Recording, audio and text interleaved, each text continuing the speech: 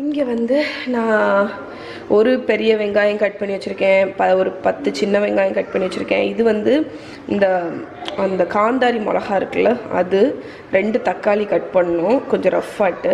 அதுக்கப்புறம் இங்கே pressure cooker வந்து அடுப்பில் வச்சாச்சு. ஸோ இப்போ குக் பண்ண ஆரம்பிச்சிடலாம். ஸோ ப்ரெஷர் குக்கரில் வந்து கோகோனட் ஆயில் ஒரு 2 டேபிள் ஸ்பூன் ஊற்றிக்கோங்க. ஸோ இந்த ஸ்டியூ வந்து கோகோனட் ஆயிலில் பண்ணால் ரொம்ப நல்லாயிருக்கும். ஸோ இப்போ இதில் வந்து நம்ம மசாலா ஐட்டம் எல்லாம் உண்டுல்ல, கிராம்பு அந்த மாதிரி ஐட்டம் எல்லாத்தையும் போட்டு லைட்டாக பொரியட்டும். எனக்கு வந்து இதை போடணும் இதை போடக்கூடாது அப்படியெல்லாம் கிடையாது. நான் என்னோட மசாலா டப்பாவில் இருக்கக்கூடிய எல்லா ஸ்பைசஸ்லேயும் கொஞ்சம் கொஞ்சம் போட்டுருவேன். நல்லா தான் இருக்கும் உங்களுக்கு. ஸோ இப்போ வந்து நம்ம ஆனியன், சின்ன வெங்காயம் அதை ஆட் பண்ணிடலாம்.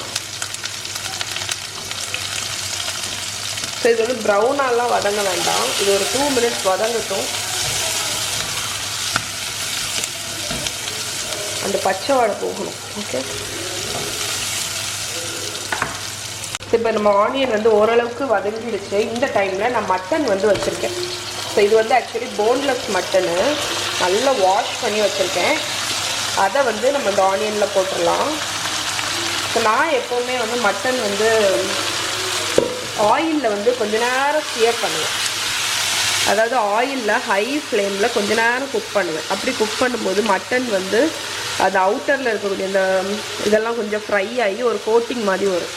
ஓகே, ஸோ ஹை ஹீட்டில் வச்சு நல்லா குக் பண்ணுங்கள். அதுலேருந்து தண்ணி வரும், அந்த தண்ணியெல்லாம் எவாப்ரேட் ஆகி நல்லா குக் ஆகட்டும். குக் ஆனோன்னா காணிக்கிறேன் உங்களுக்கு. ஸோ இப்போ பாருங்கள், நம்ம மட்டன் வந்து நல்ல சியர் ஆகிடுச்சு. ஓகே, நான் இன்னும் இதில் உப்பு ஆட் பண்ணல, வேறு எதுவுமே ஆட் பண்ணல. ஸோ இப்போ இந்த டைமில் சியர் ஆனதுக்கப்புறம் அதில் நிறைய தண்ணி வந்திருக்கு. ஸோ நான் அதை ஹை ஹீட்லேயாக்கும் வச்சுருக்கேன். ஏன்னா வந்து அந்த தண்ணியெல்லாம் எவாப்ரேட் ஆகணும், அதுதான் எனக்கு மெயினாக தேவை. ஸோ இந்த டைமில் நான் வந்து உப்பு போட்டுட்டு இஞ்சி பூண்டு பேஸ்ட்டும் போடுறேன்.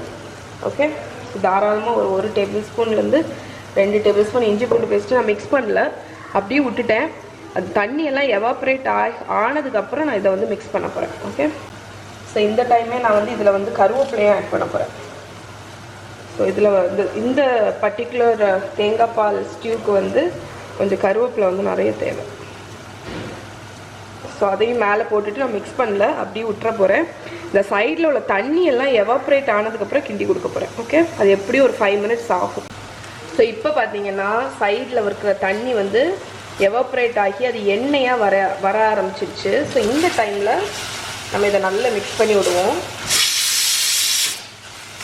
ஸோ பக்கத்தில் வந்து வேறு ஒரு ரெசிபி ரெடி ஆகிட்டுருக்கு.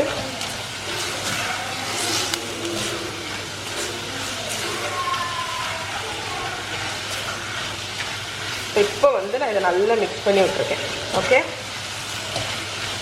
ஸோ இதில் நம்ம உப்பு போட்டாச்சு, கருவேப்பிலை போட்டாச்சு, இஞ்சி பூண்டு போட்டாச்சு. மெயின் ஃப்ளேவரிங் இதுதான். ஸோ இதில் வந்து நம்ம சில்லி பவுடர் போட போகிறதில்ல, மஞ்சள் பொடி போட போகிறதில்ல. இந்த ஸ்டியூ வந்து கிட்டத்தட்ட வெள்ளை கலரில் தான் இருக்கும். ஆனால் எனக்கு வந்து நான் வந்து கரம் மசாலா பவுடர் வந்து ஆட் பண்ணுவேன், ஒரு டீஸ்பூன் ஆட் பண்ணுவேன். ஏன்னு பார்த்தீங்கன்னா அந்த மட்டனுக்கு ஒரு ஸ்மெல் உண்டு, அது வந்து போகணுன்னா அந்த கரம் மசாலா பவுடர் வந்து கொஞ்சம் தேவை. ஓகே, இப்போ வந்து நல்லா மிக்ஸ் பண்ணுவேன். ஓகே, ஸோ எவ்வளோ ட்ரையாக இருக்குது பாருங்கள். அது மாதிரி அந்த மட்டனும் வந்து சியர் ஆகிடுச்சு. இதுதான் மெயின்.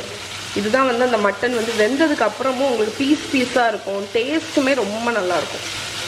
ஓகே, ஸோ இது கொஞ்ச நேரம் அப்படி அடுப்புலேயே இருக்கட்டும், கொஞ்சம் இதாகும், ப்ரௌன் ஆகும்.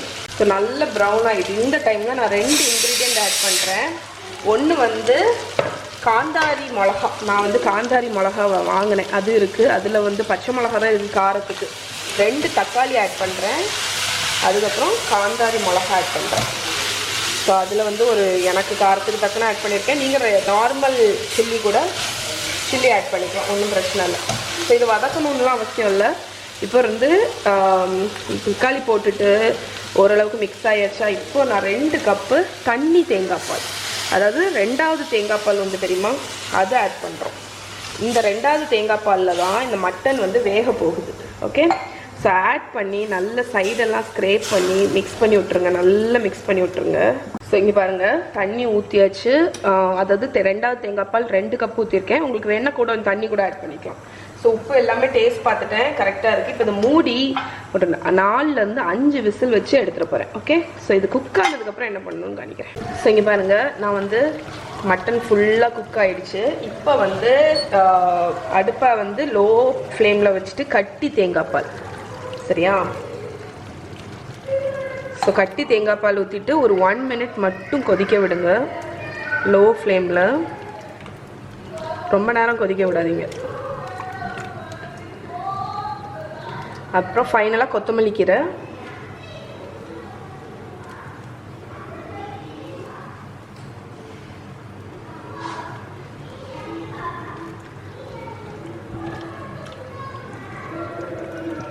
ஓகே. இது ஒரு லோ ஃப்ளேமில் ஒரு 2 மினிட்ஸ் அப்படியே சிம்மில் இருக்கட்டும். அதுக்கப்புறம் ஆஃப் பண்ணிட வேண்டியதான். ஸோ